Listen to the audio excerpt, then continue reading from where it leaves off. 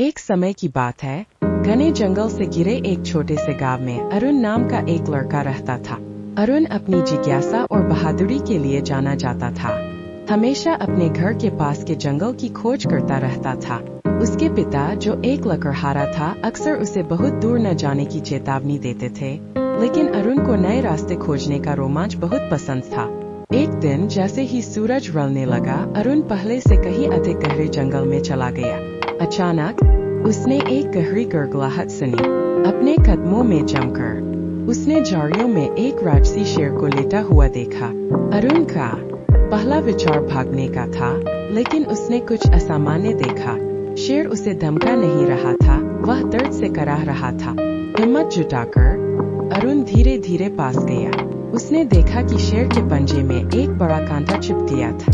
शेर की आंखें भयंकर होने के बावजूद मदद के लिए विनती करती हुई लग रही थी। चिंता मत करो, मैं तुम्हारी मदद करूंगा, अरुण ने फुसफुसाया। उसके हाथ कांप रहे थे। धीरे से उसने कांटा निकाला, जबकि शेर कराह रहा था लेकिन स्थिर रहा। कांटा निकलने के बाद शेर ने जोर से दहाड़ मारी, जिससे अरुण चौंक गया, लेकिन फिर उसने उसके हाथ जोड़कर मानो उसे धन्यवाद दिया। जैसे जैसे दिन बीते गए, अरुण शेर को नहीं भूल पाया। वह अक्सर अपने दोस्तों के साथ कहानी साझा करता था, हालांकि कुछ ने उस पर विश्वास नहीं किया।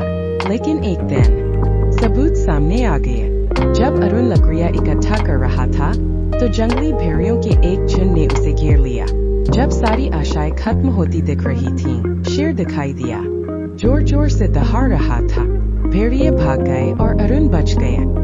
इस दिन से शेर अरुण का रक्षक बन गया। ग्रामीण चकित थे और लड़के और शेर के बीच के बंधन का सम्मान करने लगे।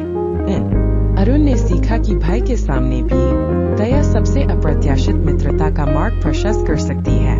और इस प्रकार लड़का और शेर अपनी कहानी साझा करते रहे, एक अनुस्मारक के रूप में कि साहस और करुणा सबसे जंगली दिलों को भी कोमल बना सकती है।